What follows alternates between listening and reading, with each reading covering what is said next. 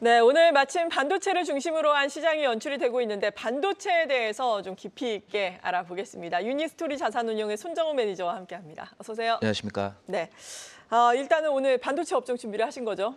네, 제가 지금까지 이제 AI에 대해서 계속 말씀을 드리고 있는데 오늘은 AI의 확장이라는 주제로 한번 네. 총정리하는 시간을 가져봤고요. 2022년 11월 말에 챗GPT-3가 나오고 나서 지금 한 16개월 정도가 흘렀습니다. 이 16개월 동안의 기술 발전 속도가 지난 16년보다 훨씬 더 빠른 느낌으로 맞아요. 진행이 되고 있는 것 같고요. 반도체 내에서도 사실 기술 발전 속도가 하루하루가 굉장히 다르게 진행이 되는 것 같고 최근에 업황까지 얘기가 나오고 있으니까 관련해서 좀 정리를 해봤습니다. 네, AI 산업의 혁명, 어떻게 보면 인터넷 혁명과도 비교가 되는데 말씀을 해주신 것처럼 그때보다도 지금 기술의 혁신이 상당히 빠르게 이루어지고 있잖아요. 따라가기가 어떻게 보면 일반인 입장에서는 좀 버겁다라는 생각이 들 정도인데 향후의 방향성에 대해서 어떤 전망들 나오고 있습니까? 제가 방송에서 작년 초에도 AI 얘기했고 작년 말 올해 초에도 얘기를 했는데 아마 지금쯤 되면 AI에 대해서 의심을 하시는 분들은 없어졌지 싶습니다. 그럼요. 이제는 AI가 이제 산업에서 미치는 영향이 커진다. 주식시장뿐만 아니라 그렇게 보시는 것 같고요. 다만 이게 AI가 정말 혁명적인 일이냐에 대한 의심은 조금은 남아 있는 것 같습니다. 지금 글로벌 조사 업체인 맥킨지에 따르면 생성형 AI에 대한 이 AI 산업에 대한 경제 성장에 미치는 영향 정도를 과거랑 비교를 했을 때 증기기관부터 해서 IT 혁명까지 0.3에서 0.6% 정도의 기여를 했다라고 얘기를 하고 있는데요. AI 혁명은 현재 진행을 하고 있는데 2030년까지 매년 1.2%의 기여를 할 것이다라고 보고 있습니다. 네. 아직 GDP 성장을 보시면 AI가 GDP 성장을 기여하고 있다라고 보이지는 않습니다. 그 말은 저희 지금 AI에 대해서 보시고 있는 거는 인프라 투자 관점에서 진행이 되고 있고 이게 소비자 관점에서 실생활 관점에서 파급이 되어야 비로소 GDP를 구성하는 항목을 보시면 소비와 투자 양축으로 구분을 할 수가 있는데 지금 투자 영역에서 계속 진행이 되고 있는 거죠. 올해부터는 이 온디바이스 AI라고 해서 소비 영역에서 본격적으로 확장되는 원년이 될 것이고 이게 저희가 실적이나 업황이나 경제 성장의 파급으로 확인이 될 수 있는 시점은 아마 내년부터가 네. 되겠죠. 관련해가지고 투자 포인트를 정리를 해보면 세 가지에 대해서 정리할 수 있습니다. AI의 자체 기술력을 보유하고 있는 기업, 빅테크 업체는 아무래도 미국 중심으로 흘러갈 수밖에 없던 상황이었고 국내 산업 경우에는 AI 인프라 투자 수혜 기업들이 많이 포진이 되어 있죠. 대표적으로 반도체가 있고 최근에는 여기에 전력 인프라와 통신 업체들까지도 수혜가 확산되고 있는 모습이 나타나고 있습니다.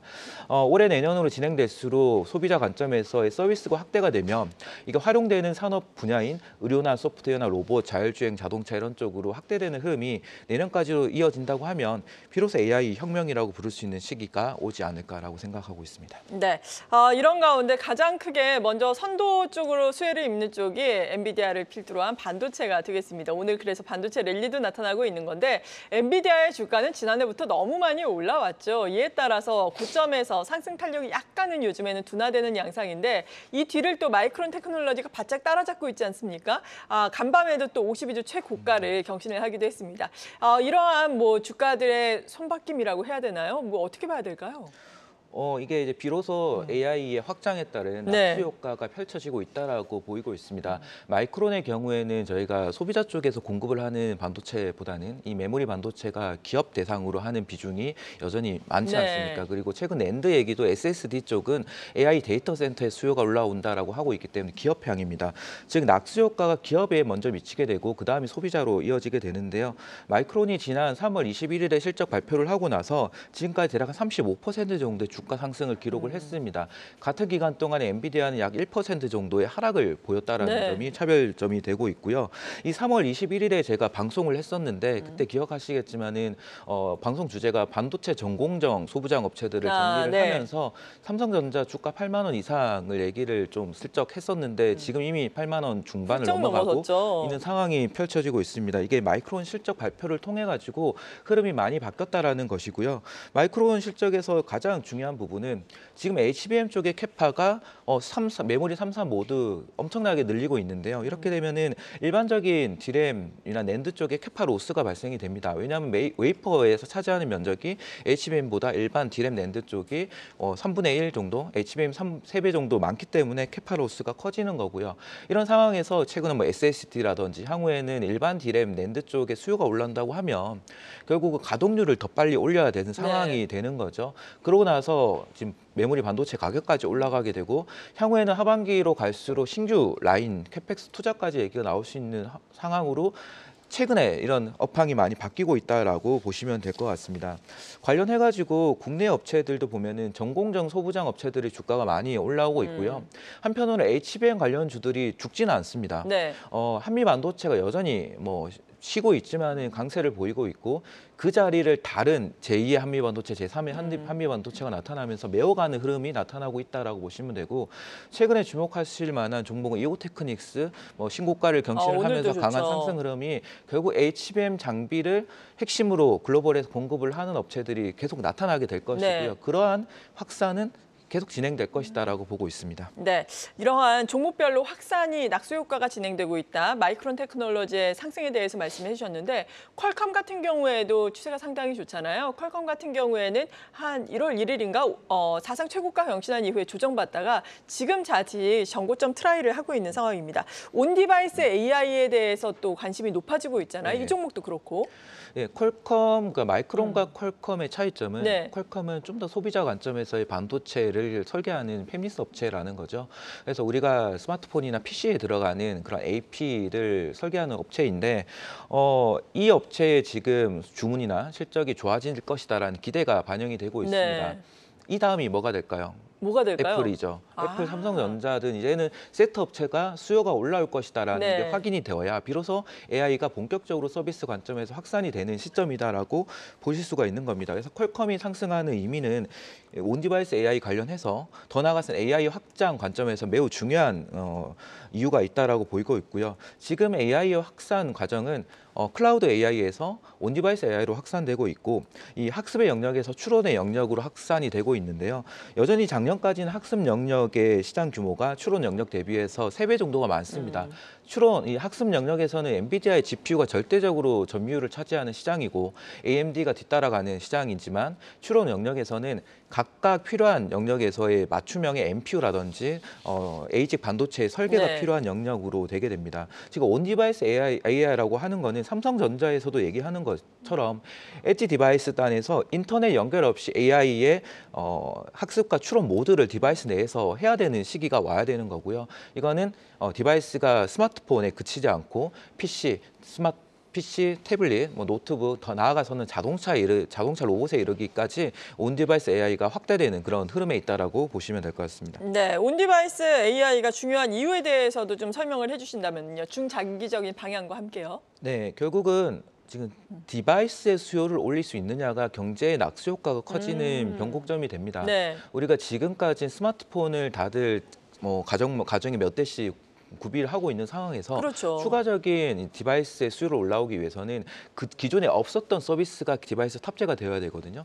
그렇게 되면서 이 성능을 올리면서도 이제 인터넷에 끊김이 없는 디바이스의 이제 데이터 처리가 되려고 하면 그때 비로소 온디바이스 AI에서 반도체 영역이 매우 중요해진다라는 것이고요. 네. 여기에서 핵심은 NPU가 된다라는 것을 NPU? 말씀드렸고 NPU에 대한 수요가 많이 올라온다고 하면 시스템 반도체 쪽에 파운드리 밑에 있는 팹리스나 디자인 하우스의 일감이 많이 늘어날 것이다라는 그런 스토리에 대해서 말씀을 드렸습니다.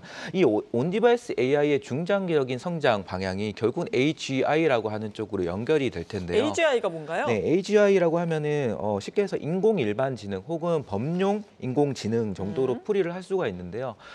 인간의 두뇌와 대등하거나 그 이상의 성능을 나타내는 AI를 뜻합니다.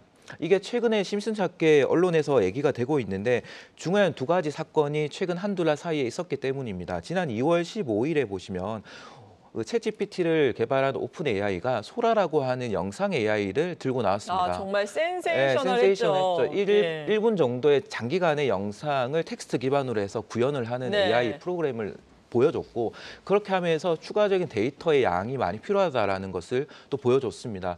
최근에 있었던 엔비디아의 GTC 2024에서는 로봇을 들고 나왔거든요. 그러면서 젠슨 왕이 얘기했던 거는 네. 향후에 모든 디바이스는 로봇으로 연결될 것이고 AI의 끝판왕은 로봇이다라는 얘기를 엔비디아가 직접 얘기를 합니다. 즉 이제 이 AGI라고 하는 거는 기존의 AI가 이제는 소비자 관점에서 들어왔을 때 어떤 디바이스와 연결되는지를 보셔야 되는데요. 가장 핵심은 로봇과 자율주행으로 보인다라는 네. 것이고요.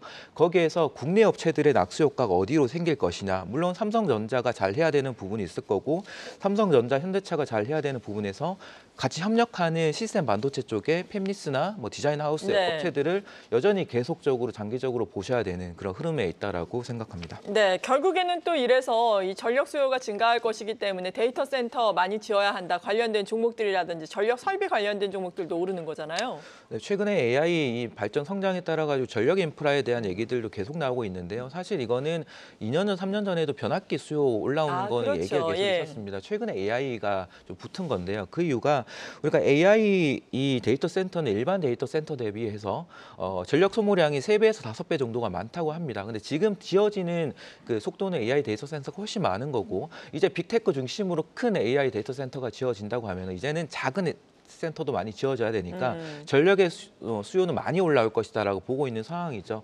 여기에 미국의 현지에서의 생산 시설을 부족하다 보니까 한국의 업체들이 낙수 효과가 생기고 있고 지금은 변압기뿐만 아니라 그 에너지를 전력을 이동시켜주는 전선, 저장시켜주는 ESS 그리고 발전량 자체도 부족하니까 네. 이거를 발전량 올리기 위해서 신재생 쪽에서 당장 급하게 끌어 생산을 늘릴 수 있는 쪽은 태양광 아니면 육상풍력이다라는 얘기까지 나오고 있어가지고 아마 하반기로 갈수록은 신재생 에너지 관련해서 뭐 육상풍력 태양광 관련해서도 미국 대선 노이즈가 있지만은 좀 주가적으로는 점차 회복이 가능하지 않을까라고도 보고 있습니다. 네, 기대를 해보겠습니다. 오늘은 이렇게 AI 생태계가 어떻게 변화하고 있고 이에 따른 시사점을 어떻게 얻어야 할지 큰 그림을 그려봤습니다. 유니스토리 자산운용의 손정우 매니저였습니다. 고맙습니다. 감사합니다.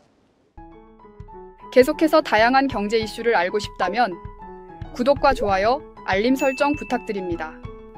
AI 캐스터 권미정이었습니다.